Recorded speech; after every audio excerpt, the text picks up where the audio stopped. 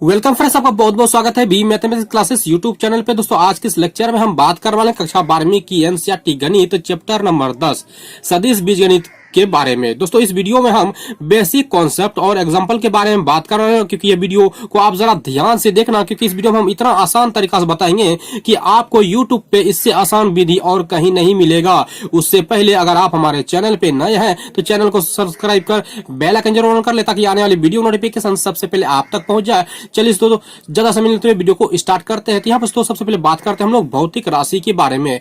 आप कक्षा 12वीं में फिजिक्स में भौतिक राशि के बारे में जरूर पढ़े होंगे, तो यहाँ पे हम ज्यादा डीपली में इसमें नहीं जाएंगे। यहाँ पे सीधा सीधा समझते हैं कि भौतिक राशि जो है वो दो प्रकार का होता है, पहला अदिश, दूसरा सदिश। तो चलिए दोस्तों सबसे पहले बात करेंगे हम लोग अदिश के बारे में। तो यहाँ पर दोस्तों जो अदिश है इसमें जो है आपको सिर्फ और सिर्फ ध्यान रखना है परिमाण के बारे में, यानी अदिश में जो है सिर्फ और सिर्फ परिमाण के बारे में बात होगी, जबकि सदिश में परिमाण और दिशा दोनों के बारे में बात होगी। और इस कक्षा में जो सिर्फ और सिर्फ सदिश के बारे में हम बात करने वाले हैं, इसलिए इस चीज को जो है आप ध्यान से दिमाग में सेट कर लें। तो दोस्तों जैसे कि हमने अभी बात किया कि जैसे अभी मान लीजिए कि आपकी हाइट कम से कम 5 फुट या 6 फुट होगी, तो ये जो 6 फुट है उसमें सिर्फ और सिर्फ हाइट के बारे में बता रही है कि ये 6 फुट है, लेकिन उसमें दिशा के बारे में बात नहीं हो रही है। तो ऐसे चीज को हम लोग बोलते हैं अदिश। और जिस चीज में परिमाण और दिशा दोनों के बारे में चर्चा हो तो उसमें उसको हम लोग बोलते हैं सदिश। तो इसलिए ध्यान से सदिश को इस चैप्टर में पढ़ेंगे। तो दोस्तों बता दो कि पूरे चैप्टर में जितना भी इसमें चैप्टर होंगे, उस चैप्टर में जो सिर्फ और सिर्फ दो ही चीज के बारे में बात होगी इस सदिश चैप्टर को पढ़ते टाइम, पहला परिमाण, दूसरा दिशा। तो चलिए इसको पहले बात करते हैं अदिश के बारे में। तो यहाँ पर देख सकते हैं कि अदिश है, इसको बोलते हैं इंग्लिश में स्केलर। तो हम यहाँ पे परिभाषा देखते हैं कि ऐसी राशि जिसमें केवल परिमाण हो तो उसे अदिश कहते हैं।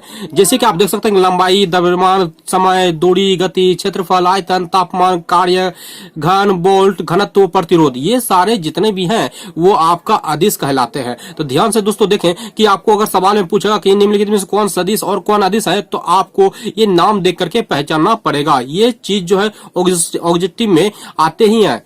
दूसरा चलिए दोस्तों देखते हैं कि सदिश के बारे में हम बात करते हैं। सदिश को हम लोग बोलते हैं वेक्टर, और इसी चीज के बारे में इस चैप्टर में पढ़ने वाले हैं। तो यहाँ पर चलिए परिभाषा देखते हैं। तो ऐसी राशि जिसमें परिमाण और दिशा दोनों हो तो उसे सदिश कहते हैं। जैसे कि आप देख सकते हैं वेग, त्वरण, बल, भार, संवेग, विद्युत क्षेत्र की तीव्रता, ये सारे चीज जो है सदिश कहलाएंगे, और ये सारे चीज जो है वो अदिश कहलाएंगे। तो इस चीज को आप ध्यान से रखें। दोस्तों यहाँ पे आगे जो है वो है सदिश के लिए संकेत, कि मतलब हम लोग सदिश को कैसे सूचित करेंगे।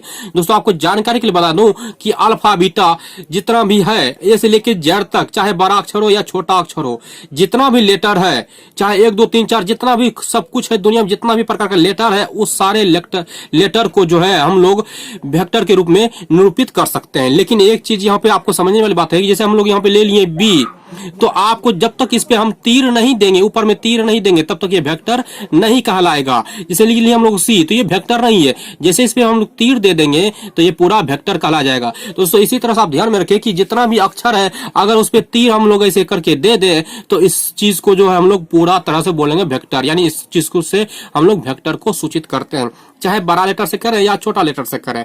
उसके साथ साथ दोस्तों अगर मान लीजिए कि कोई ए है और इसे सूचित करना हो, तो इस पे आप जो है इस तरह का तीर भी दे सकते हैं, मतलब इसको बीच में भी आप ये तीर दे सकते हैं।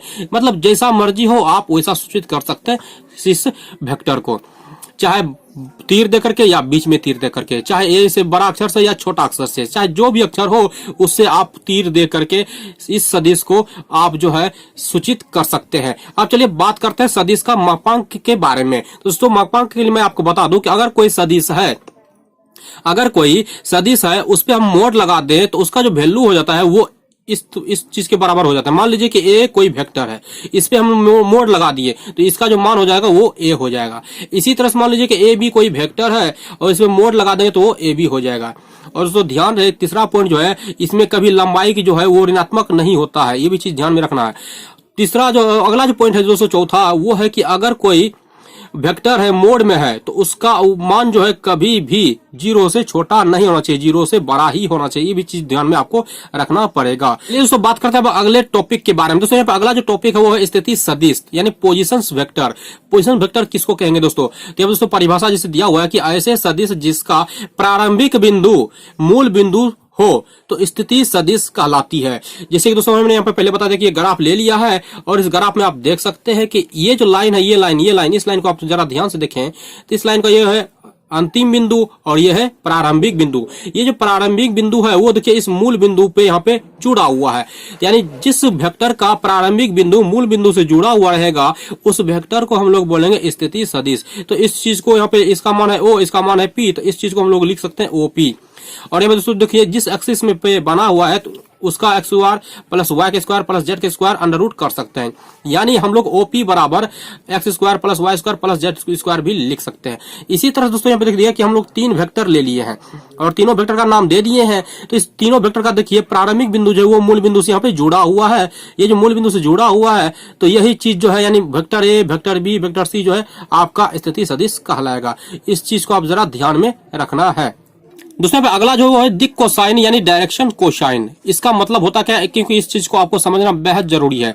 जैसे आप मान लीजिए कि ये कोई वाई एक्सिस है, ये जेड एक्सिस है और ये एक्स एक्सिस है और इस पे कोई एक वेक्टर हमने ले लिया है पी और इसका जो मान दिया हुआ है एक्स वाई जेड दिया हुआ है। तो दोस्तों यहाँ पे जरा ध्यान से देखें कि ये जो एक्स एक्सिस है वो इस पी के साथ जो है इस पी के साथ अल्फा कोण बना रहा है और वाई जो वेक्टर है वो पी के साथ यानी इस वेक्टर के साथ बीटा कोण बना रहा है और ये जो जेड वेक्टर है वो इस पी वेक्टर के साथ गामा कोण बना रहा है। तो यानी इस तीनों को हम लोग यहाँ पे लिखे तो अल्फा बीटा और यहाँ पे हो जाता है दोस्तों गामा।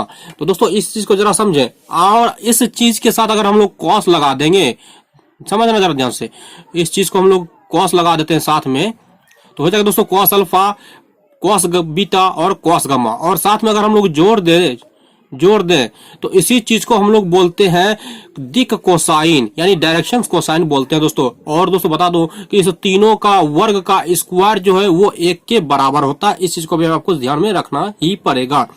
जैसे दोस्तों हमने यहाँ पे कोई आर एक वेक्टर ले लिए हैं और यहाँ पे लिखा हुआ है कि आई और यहाँ पे एक्स आई वाई जे और प्लस जेड के, तो इस चीज को अभी हम डिस्कस नहीं करेंगे, ये आगे वाले चैप्टर में डिस्कस करेंगे। लेकिन इस चीज को यहाँ पे हमने इसलिए लिखा है क्योंकि ये चीज ऑब्जेक्टिव में पूछे जाते हैं और इस चीज को हम लोग लिखते हैं दोस्तों एल और इस चीज को हम लोग लिखते हैं एम और इस चीज को हम लोग लिखते हैं एन और इस तीनों का स्क्वायर का वर्ग जो है वो भी 1 के बराबर होता है। इसलिए यहाँ पे हम लोग जो है इसे बताना जरूरी समझा, इस चीज को भी आप ध्यान में रखें। चलिए हम अगले टाइप की और बढ़ते हैं। तो सबसे पहले आप बात करते हैं सदिश के प्रकार के बारे में कि सदिश कितना प्रकार का होता है यानी टाइप्स ऑफ मैट्रिक्स। तो सबसे पहला जो मैट्रिक्स है वो है शून्य सदिश। इस सदिश को समझने के लिए दोस्तों आपको कुछ भी नहीं करना पड़ेगा, बस सिंपल सा परिभाषा देखें, नाम से ही स्पष्ट हो जाएगा। ऐसे सदिश जिसके प्रारंभिक तथा अंतिम बिंदु एक ही हो यानी संपाती हो तो उसे शून्य सदिश कहते हैं और इसका परिमाण जो है वो हमेशा शून्य ही होता है और इसे दोस्तों शून्य पे ये वेक्टर लगा करके सूचित करते हैं। इस चीज को भी ध्यान में रखना है। दोस्तों यहाँ पे जो अगला टाइप है वो है मात्रक सदिश, यानी इसको हम लोग बोलते हैं यूनिट वेक्टर। यूनिट का मतलब यहाँ पे सिर्फ और सिर्फ एक समझना है आपको। चलिए इसका परिभाषा देखते हैं। ऐसे सदिश जिसका परिमाण 1 हो तो उसे मात्रक सदिश कहते हैं और इसे हम लोग ए पर ऐसे कैप लगा देते हैं से सूचित करते हैं और इसे जो हम लोग ए कैप या तो ए कैप ऐसे ही पढ़ते हैं। दोस्तों बता दो कि इसका जो मान होगा हमेशा 1 होगा, यानी ए पर कैप जो है और साथ में मोड लगा देंगे तो उसका वैल्यू कितना होगा 1। इस चीज को भी ध्यान में रखें, ऑब्जेक्टिव में पूछे जाते हैं। और दोस्तों बता दो कि इकाई मात्रक यानी इस मात्रक सदिश को जो हम लोग इकाई सदिश भी कहते हैं, एकक सदिश भी कहते हैं, एकांक सदिश भी कहते हैं और मात्रक सदिश भी कहते हैं। चलिए अगला टाइप की ओर बढ़ते हैं। तो दोस्तों यहाँ पे अगला जो टाइप है वो है सह आदिम सदिश। सह आदिम सदिश क्या है उसे आप जरा ध्यान से समझे। इसको इंग्लिश में बोलते हैं को इनिशियल वेक्टर। तो ऐसे सदिश जिसमें 2 या 2 से अधिक सदिश का प्रारंभिक बिंदु एक ही हो तो उसे सह आदिम सदिश कहते हैं। जैसे यहाँ पे देख सकते हैं दोस्तों 3 वेक्टर हमने ले लिया है और तीनों का जो है इस वेक्टर का देखो प्रारंभिक जो बिंदु है वो यहाँ है, इसका भी प्रारंभिक बिंदु यहाँ है, इसका भी प्रारंभिक बिंदु यहाँ है, यानी इस तीनों वेक्टर का जो प्रारंभिक बिंदु है वो एक ही है और इस प्रकार के वेक्टर को जो है हम लोग सदिश आदिम वेक्टर कहते हैं यानी सह आदिम वेक्टर कहते हैं। यानी मान लीजिए कि ये कोई वेक्टर है और ये भी वेक्टर है, ये भी अलग है, ये भी अलग है और इस दोनों का वेक्टर का देखिए प्रारंभिक बिंदु जो वो एक ही है, तो इस प्रकार के वेक्टर को हम लोग सह आदिम सदिश कहते हैं।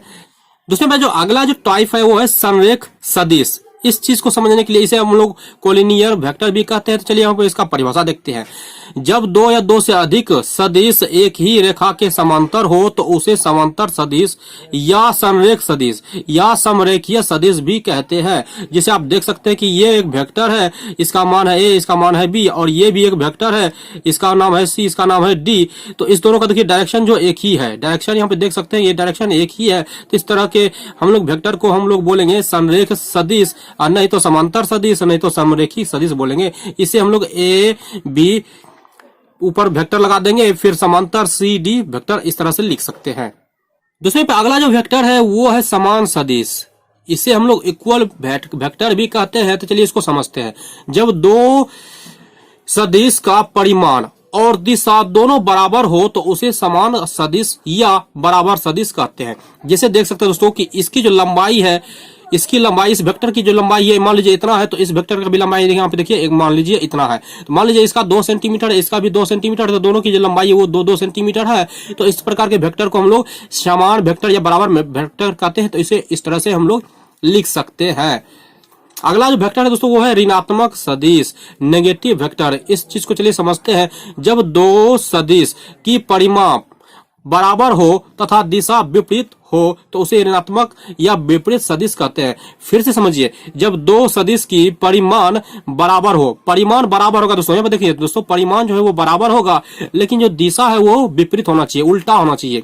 विपरीत मतलब यहाँ पे आपको उल्टा समझना है। तो यहाँ पर दोस्तों उसे तो हम लोग कहेंगे ऋणात्मक या विपरीत या उल्टा सदिश कहते हैं। जिसे देख सकते हैं दोस्तों कि मान लीजिए कोई वेक्टर है, इसकी लंबाई 2 सेंटीमीटर है, और ये भी एक वेक्टर है, इसकी लंबाई भी 2 सेंटीमीटर है। लेकिन यहाँ पर दोस्तों देख सकते हैं कि इसका डायरेक्शन जो है ए से बी की ओर है, लेकिन इसका जो डायरेक्शन है वो उल्टा है। इस तरह से देख सकते हैं, ये इधर जा रहा है तो ये इधर जा रहा है। तो इसी तरह के दोस्तों यहाँ पे देख सकते हैं कि परिमाण तो बराबर है, लेकिन दोस्तों इसका जो दिशा है वो उल्टा है, यानी विपरीत है। तो इस प्रकार के हम लोग जो वेक्टर को ऋणात्मक सदिश कहते हैं। तो इसे हम लोग ए बी ऐसे लिख करके साथ में यहाँ पे माइनस लगा देंगे सी डी। तो इसी तरह से हम लोग वेक्टर को बोलते हैं ऋणात्मक वेक्टर। चलिए दोस्तों अब बात करते हैं दोस्तों अक्षांश पर दिशा का निर्धारण समझते हैं दोस्तों, क्योंकि इस चीज को समझना बेहद जरूरी है दोस्तों। यहाँ पे लिखा हुआ है अक्षांश पर दिशा का पता लगाना। कैसे पता लगाएंगे? तो मान लीजिए दोस्तों कि ये आपका अक्षांश है, इस अक्षांश पे दिशा का पता कैसे लगाना है वो देखिए जरा ध्यान से। तो इसे आप लोग मूल बिंदु समझेंगे, और ये वाला जो चीज है दोस्तों, ये वाला इधर वाला जो लाइन है इसे हम लोग पूर्व क्या समझते हैं, और जस्ट इसके विपरीत जो है पश्चिम समझेंगे। इसी तरह से जस्ट इसके ऊपर वाले को हम लोग उत्तर समझेंगे, और नीचे वाले को दक्षिण समझेंगे। और इंग्लिश में पूर्व को ईस्ट बोलते हैं, उत्तर को नॉर्थ, पश्चिम को वेस्ट, दक्षिण को साउथ बोलते हैं दोस्तों। तो इस चीज को आप जरा समझ लें, क्योंकि इसी चीज पे जो बेस्ड है वो क्वेश्चन आपका होगा। और हम बढ़ते हैं अब क्वेश्चन की ओर। दोस्तों इस चैप्टर से रिलेटेड जो उदाहरण नंबर 1 है वो दिया हुआ है कि दक्षिण से 30 डिग्री, पश्चिम में 40 किलोमीटर के विस्थापन का आलेखीय निरूपण कीजिए। जैसे कि अभी हमने बताया था कि आलेख पर कैसे आपका दिशा का पता लगाना है, वो मैंने पहले बता दिया है। चलिए इसको बनाना शुरू करते हैं। तो सबसे पहले आप ये जो है आलेख खींचिए एक, और उस पर दिशा का पहले पता लगाइए। तो जैसे अभी हमने बताया था कि इस वाले को हम लोग बोलते हैं पूर्व, इस वाले को बोलते हैं हम लोग पश्चिम, और इस वाले को बोलते हैं हम लोग उत्तर, इस वाले को बोलते हैं हम लोग दक्षिण। बात को जरा समझिए दोस्तों यहाँ पे कि क्या बोल रहा है दक्षिण से। तो आपका दक्षिण कहाँ है? यहाँ है। दक्षिण से बोल रहा है जाने के लिए किधर? पश्चिम की ओर। पश्चिम कहाँ? इधर। मतलब यहाँ से आपको बोल रहा है यहाँ आने के लिए। तो यहाँ पे आने के लिए आपको यहाँ पे दिया हुआ वैल्यू 30, यानी 30 डिग्री ही आपको इधर जाना है। तो मान लीजिए कि यहाँ से लेकर के यहाँ तक ये समकोण है, यहाँ पे 90 डिग्री कौन बनाता है, तो आपको इधर से चलना है 30 डिग्री। तो यहाँ से ऐसे कम से कम हमारे पास तो स्केलर नहीं है, इसलिए हम डायरेक्ट अनुमान के अनुसार ही यहाँ पे 30 डिग्री खींच लिए, और यहाँ पे लिख देना है आपको 30 डिग्री। आप इधर चले हैं तो इसलिए डायरेक्शन को आप इधर खींच दीजिए, और इसका नाम दे दीजिए P। और यहाँ पे कितना बोल रहा था खींचने के लिए? 40 किलोमीटर में विस्थापन, तो इस पे लिख दीजिए 40 किलोमीटर। बस इस तरह से आपको दर्शाना है, और यही आपका एग्जाम प्रॉब्लम का सॉल्यूशन हो गया। इसी तरह से दोस्तों एग्जाम में भी आएंगे तो आप इस तरह से कर लीजिएगा। जिसका नाम पहले रहेगा आप उसी चीज को पकड़िएगा, जिसका नाम बाद में रहेगा उधर आपको चलना है। दोस्तों यहाँ पे अगला जो प्रश्न है 2 नंबर, वो लिखा हुआ है दोस्तों कि निम्नलिखित मापों को अदिश एवं सदिश के रूप में बोल है श्रेणीबद्ध कीजिए। यानी इस सब मान को जो है बोल है कि कौन इसमें सदिश है कौन अदिश है, इस तरह से आपको पता लगाना है। चलिए तो इसमें पता लगाते हैं। तो यहाँ दोस्तों सबसे पहला जो लिखा हुआ है वो लिखा हुआ है 5 सेकेंड। ये जो 5 सेकेंड जो दोस्तों लिखा हुआ है, तो ये जो सेकेंड है वो समय के बारे में बता रहा है। देखिए दोस्तों वो समय के बारे में बता रहा है। तो समय के बारे में हमने पहले बताया था कि जो जिसमें समय के बारे में बात हो तो उसको हम लोग बोलते हैं अदिश राशि। तो ये हो जाएगा दोस्तों अदिश राशि। दूसरा दोस्तों दिया हुआ कि 1000 सेंटीमीटर क्यूब। दोस्तों ये देखिए आयतन के बारे में बात कर रहा है, सेंटीमीटर क्यूब है तो आयतन के बारे में बात किया हुआ है। और दोस्तों हमने बताया था उदाहरण में कि आयतन को भी हम लोग बोलते हैं अदिश। तीसरा दोस्तों दिया हुआ 10 न्यूटन। दोस्तों यहाँ पे 10 न्यूटन जो लिखा हुआ है दोस्तों, न्यूटन को ये बल के बारे में बात कर रहा है दोस्तों, क्योंकि बल को हम लोग न्यूटन से सूचित करते हैं। ये बल के बारे में बात कर रहा है। तो बल जो दोस्तों बताया था हमने कि बल को जो है बोलते हैं हम लोग सदिश राशि। दोस्तों यहाँ पे जो अगला है चौथा नंबर क्वेश्चन वो है 30 किलोमीटर प्रति घंटा। दोस्तों यह जो चीज है वो गति को दर्शा रहा है और गति को हम लोग क्या बोलते थे, गति को हम लोग बोलते थे अदिश राशि। तो ये हो गया दोस्तों अदिश राशि।